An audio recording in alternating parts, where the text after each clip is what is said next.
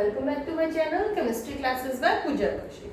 So in this very lecture we are going to discuss about what is a difference between an empirical formula as well as the molecular formula and how we are going to calculate the empirical formula and then further how we are going to convert that empirical formula into the molecular formula. तो बच्चे आज का जो हमारा ये lecture रहेगा वो किसके रिगार्डिंग रहेगा? Empirical formula as well as the molecular formula. Okay, तो अब ध्यान से सुनो बच्चे. अब दो फॉर्मूलाज कैसे हुए? फॉर्मूला क्या होता है? किसी भी कंपाउंड को जब तुम सिंबॉलिक रिप्रेजेंट कर देते हो और वो ये बता दे कि उसमें कितने नंबर ऑफ एटम्स प्रेजेंट है बच्चे, वो हमारा क्या होता है? Formula. Like water is H2O. तो H2O में क्या बता रहा है बच्चे कि इसमें हाइड्रोजन भी प्रेजेंट है और क्या है हमारे पास? ऑक्सीजन भी प्रेजेंट है. तो मॉलिक्यूलर फॉर्मूला क्या होगा हमारे पास? H2O, जो दो हाइड्रोजन और एक ऑक्सीजन के बारे में बता रहा है. अब दो तरीके के फॉर्मूलाज कैसे हुए? एम्पेरिकल फॉर्मूला और मॉलिक्यूलर फॉर्मूला. दो फॉर्मूला कैसे हो सकते हैं किसी भी कंपाउंड के? अब ध्यान से सुनो बच्चे. जो एम्पेरिकल फॉर्मूला होता है, एम्पेरिकल फॉर्मूला सिर्फ हमें ये बताता है कि जो भी डिफरेंट एटम्स, जितने भी डिफरेंट एलिमेंट्स उसमें प्रेजेंट हैं, उनकी सिंपलेस्ट होल नंबर रेशियो क्या है, मतलब एक दूसरे के रिलेटिव वो कितने अमाउंट में एग्जिस्ट कर रहे हैं. क्या बताता है बच्चे? Simplest whole number ratio of various atoms present in a compound. जैसे कि अगर मैं बात करती हूँ सपोजिटली ग्लूकोज, किसकी बात कर रहे हैं बच्चे? ग्लूकोज की बात कर रहे हैं. ग्लूकोज का दिमाग में आते क्या फॉर्मूला था? C6H12 और 6. जो फॉर्मूलाज हम याद करते हैं या हम यूज करते हैं वो होते हैं बच्चे हमारे मॉलिक्यूलर फॉर्मूलाज. लेकिन मॉलिक्यूलर फॉर्मूला बने कहां से? पहले क्या आया? Empirical formula. फिर एम्पेरिकल फॉर्मूला से हमने क्या निकाला? Molecular formula.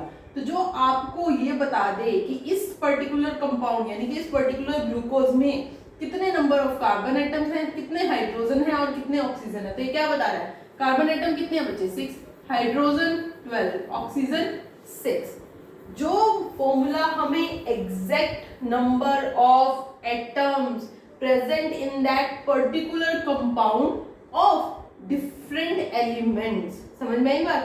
Number of atoms of different elements present in that particular glucose. okay, ये बता रहा है. जो एग्जैक्ट नंबर बताता है वो होता है मॉलिक्यूलर फॉर्मूला. और जो सिंपल होल नंबर मतलब क्या बच्चे? अगर मैं इनमें कॉमन क्या है? 6, 12 और 6 में हाईएस्ट कॉमन फैक्टर है 6. तो अगर मैं 6 से डिवाइड कर दूं बच्चे, डिवाइडिंग बाय 6, तो फॉर्मूला क्या बचेगा? CH2O.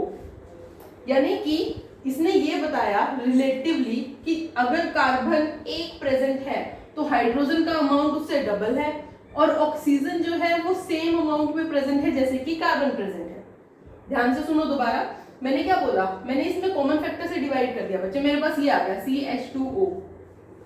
CH2O क्या बता रहा है? CH2O ये बता रहा है बच्चे कि जितना मेरा अमाउंट ऑफ कार्बन प्रेजेंट है, हाइड्रोजन का अमाउंट उससे डबल है और ऑक्सीजन का अमाउंट उसका सिमिलर है, यानी कि सेम अमाउंट में ही प्रेजेंट है ऑक्सीजन. जितनी कार्बन है उतनी ऑक्सीजन है और उससे डबल क्या है? हाइड्रोजन. तो जो सिंपलेस्ट होल नंबर रेशियो बताता है वो क्या होता है? हमारा एम्पेरिकल फॉर्मूला होता है. यानी कि ग्लूकोज का एम्पेरिकल फॉर्मूला क्या हुआ? CH2O. और हमारे पास जो मॉलिक्यूलर फॉर्मूला हुआ वो क्या हुआ? C6H12O6 हुआ बच्चे. क्या हुआ? ये मैंने आपको एक रफ जस्ट सिंपलेस्ट आपको थोड़ा सा डिफरेंशिएट करने के लिए मैंने ये और ज्यादा सिंपल कर दिया बच्चे. ठीक है ना? अब हम क्या करेंगे? हम अब आगे जो करने जा रहे हैं इसमें ऐसा कोई जरूरी नहीं है कि बच्चे ये CH2O एम्पेरिकल फॉर्मूला है. ये मैंने सिर्फ आपको समझाने के लिए बताया है. क्या किया? सिर्फ समझाने के लिए आपको मैं बता रही हूँ. ठीक है? अब देखो यहाँ पे आ जाता है हमारे पास कि कोई एग्जांपल लेते हैं, कोई न्यूमेरिकल पार्ट. उसने बोला a compound contains 4.07% of hydrogen. जो अभी लेक्चर नंबर जो हमने प्रीवियस लेक्चर नंबर 6 में कैसे निकाली थी? मास परसेंटेज निकाली थी ना बच्चे, वही है. तो इसमें क्या बोला? एक कंपाउंड है जिसमें कितने परसेंट हाइड्रोजन है? 4.07% हाइड्रोजन है. 24.27% क्या है? कार्बन है. 71.65% क्या है? क्लोरीन है. देखो ये एग्जांपल अभी मैं तुम्हें डिराइव नहीं करा रही हूँ, ठीक है ना, कि ये ऐसा ही था. हो सकता है इसका एम्पेरिकल फॉर्मूला क्या आएगा? वो CH3H4O3 भी आ सकता है बच्चे. क्यों? मल्टीप्लाई बाय 2 करने पे भी क्या आ रहा है? C6H12O6. तो मैंने सोचा तुम्हें, ताकि तुम्हें बहुत क्लियर हो जाए कि मैं क्या बताना चाह रही हूँ, बिकॉज इसमें ड्रास्टिक चेंज नजर आता है. ठीक है? इसलिए मैंने आपको ये एग्जांपल अपने तरीके अपने हिसाब से हाइपोथेटिकली मैंने आपको ये कराया है, ठीक है। अब रियल एग्जांपल के हिसाब से करके देखो। तो क्या बोला, एक कंपाउंड है, कंपाउंड में कितनी हाइड्रोजन 4.07% हाइड्रोजन, 24.27% क्या क्लोरीन, सॉरी कार्बन, 71.65% क्या बच्चे क्लोरीन है हमारे पास। और बोल दिया कि इसका जो मोलर मास है, मोलर मास मतलब 1 मोल का मास, वो कितना है 98.96। मैंने बताया था लेक्चर्स में कि मोलर मास ही क्या है, ग्राम मोलिकुलर मास, यानी कि ग्राम मोलर मास की जब बात कर रहे थे तो ये कितना है बच्चे 1 मोल का मास बोल सकते हो या इसका मोलिकुलर मास बोल सकते हो, one and the same thing. तो अब सबसे पहले क्या है, देखो परसेंटेज के साथ हम डील नहीं करते, हम किसके साथ डील करते हैं, मासेस के साथ। तो हमें एक हाइपोथेटिकल सोचना पड़ेगा कि सपोज कर लो कि वो जो कंपाउंड जो प्रेजेंट है वो 100 ग्राम्स प्रेजेंट है। कितना प्रेजेंट है 100 ग्राम्स। 100 ग्राम इसलिए लेते हैं ताकि कैलकुलेशन इजी हो जाए। अब 100% का 4.07% क्या होगा 4.07 ग्राम। तो मतलब मैंने कंपाउंड सपोज कर लिया कि 100 ग्राम है, तो हाइड्रोजन का मास 4.07 जो उस 100 ग्राम कंपाउंड में प्रेजेंट है, कार्बन 24.27 ग्राम्स, क्लोरीन 71.65 ग्राम्स हो जाता है बच्चे। तो अभी हाइपोथेटिकली हमने क्या किया, परसेंटेज को किस में कन्वर्ट कर लिया, ग्राम्स में कन्वर्ट कर लिया। अब जब ग्राम आ गया, अभी मैंने बात की थी मोल्स की प्रीवियस लेक्चर में, ग्राम से हम क्या निकालेंगे बच्चे, पहले 100 सपोज कर ले, 100 सपोज करके परसेंटेज को किस में कन्वर्ट करना है, ग्राम्स में। फिर हमें इन्हीं ग्राम्स को किस में कन्वर्ट करेंगे, नंबर ऑफ मोल्स में। नंबर ऑफ मोल्स समझाया था बच्चे, नंबर ऑफ मोल्स क्या होता है हमारे पास, गिवन वेट, जो भी हमें गिवन होगा, डिवाइडेड बाय में जो भी उसका मॉलिक्यूलर वेट होगा या फिर उसका एटॉमिक वेट होगा, उससे डिवाइड कर देंगे। अब हमारे पास इसमें गिवन वेट क्या है 4.07 ग्राम, हाइड्रोजन का एटॉमिक वेट 1.08 ग्राम, तो कितने नंबर ऑफ मोल्स आ गए 4.04 नंबर ऑफ क्या आ गए बच्चे, मोल्स आ गए। ऐसे ही कार्बन गिवन वेट 24.27, इसका एटॉमिक वेट 12.01। अभी ये जो तुम्हारे अब सबका डाउट होगा मैम हम 12.01 ले रहे हैं, 1.0 अप्रोक्सीमेटली 1 ले सकते हैं, अप्रोक्सीमेटली 12 ले सकते हैं, इसका 35.5 लेते होते हैं, वो मैं आपको समझा दूंगी, ठीक है। अब कार्बन का नंबर ऑफ मोल्स निकाले बच्चे तो क्या हुआ 24.27 जो गिवन वेट था डिवाइडेड बाय व्हाट 12.01, तो कितने नंबर ऑफ मोल्स आए 2.021। क्लोरीन की बात करेंगे same, given weight 71.65 divided by its atomic weight, so the number of moles is 2.021। अब ध्यान से देखो ये क्या आ गए, नंबर ऑफ मोल्स आ गए। अब सबसे पहले क्या किया, ग्राम्स में कन्वर्ट किया, फिर क्या किया मोल्स में कन्वर्ट किया। अब मोल में कन्वर्ट करने के बाद इसमें से क्या निकालोगे, कॉमन फैक्टर। क्या निकालेंगे, कॉमन फैक्टर।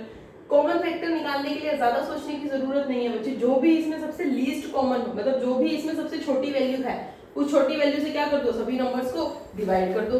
अब देखो ये दो तो बिल्कुल सेम वैल्यू है 2.021, तो मतलब किसी भी सपोजिटली मैंने ये ले लिया कि 2.21 है सबसे छोटी वैल्यू इनमें से, इससे डिवाइड करना है सबको, that means 4.04 divided by 2.0 divided by 2.02 2, that means hydrogen के 2 2.021 को डिवाइड करेंगे 2.01 से, इन बोथ द केसेस क्या आएगा आंसर 1 and 1। तो इसमें हमें बच्चे क्या पता लगा कि हमने जो सबसे स्मॉलेस्ट था उससे क्या कर दिया, डिवाइड कर दिया, और मेरे पास सिंपल एक नोटेशन आ गई होल नंबर से।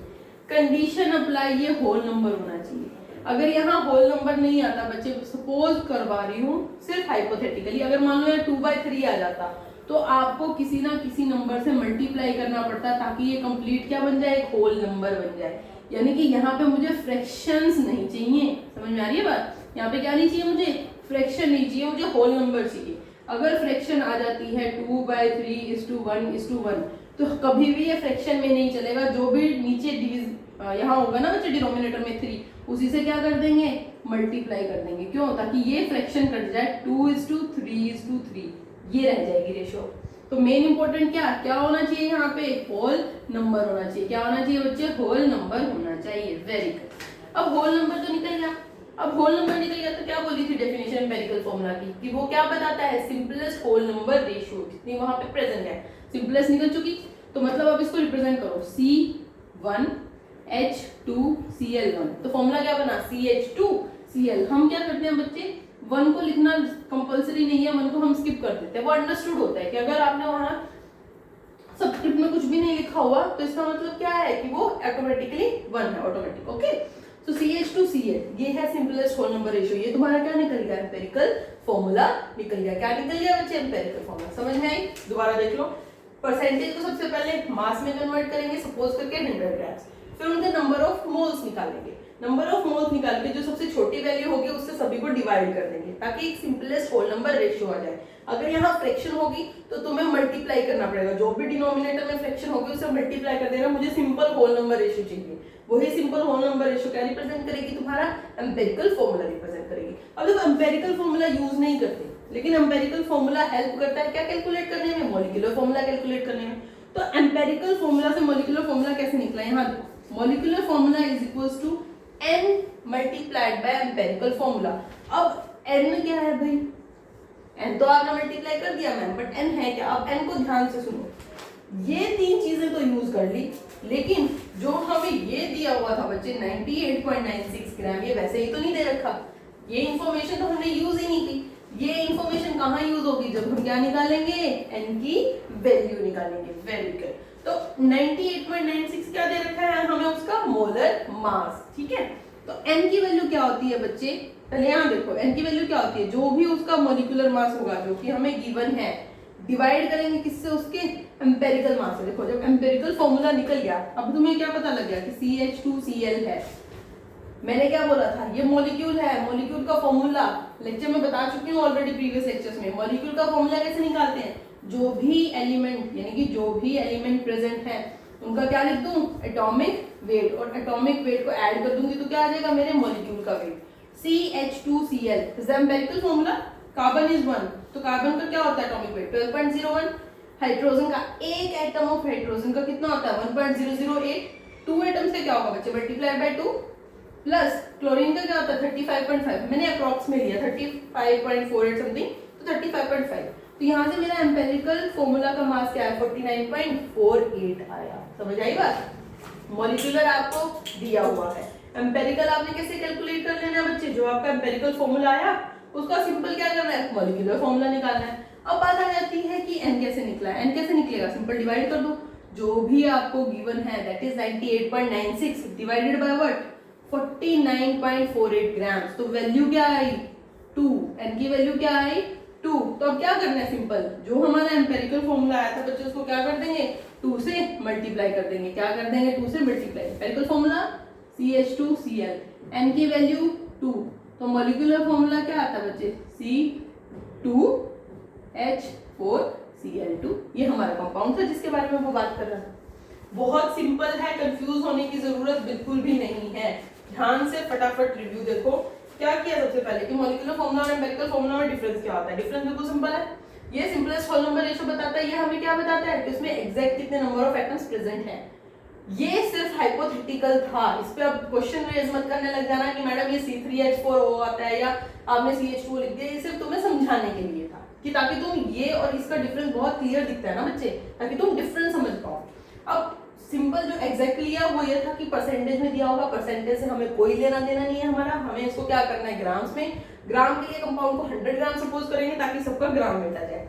उसके बाद मैं नंबर ऑफ मोल्स निकालूंगी, नंबर ऑफ मोल्स में जो सबसे छोटी यूनिट होगी सबको डिवाइड कर देंगे, मेरी होल नंबर रेशियो आनी चाहिए। अगर होल नंबर रेशियो नहीं आती, की पॉइंट नहीं आती, तो तुम क्या करोगे मल्टीप्लाई करोगे उसे होल नंबर बनाने के लिए, फिर तुम लिखोगे उसका फॉर्मूला, जो भी होल नंबर रेशियो है इससे फॉर्मूला आ जाएगा, वो फॉर्मूला तुम्हारा क्या एम्पिरिकल फॉर्मूला। फिर निकालेंगे n की वैल्यू, n कैसे निकली, जो गिवन वेट दिया हुआ था डिवाइड करेंगे क्या एम्पिरिकल का वेट, एम्पिरिकल का फॉर्मूला है, वेट निकालना हमें आता है, बहुत इजी। सारे एटॉमिक वेट को जितने भी प्रेजेंट है नंबर ऑफ एटम सबके एटॉमिक वेट को क्या करेंगे ऐड कर देंगे, तो क्या निकलेगा empirical mass, molecular mass by empirical mass से क्या निकलेगी n की वैल्यू, मल्टीप्लाई करेंगे तो हमारा क्या आ जाएगा बच्चे मॉलिक्यूलर फॉर्मूला आ जाएगा।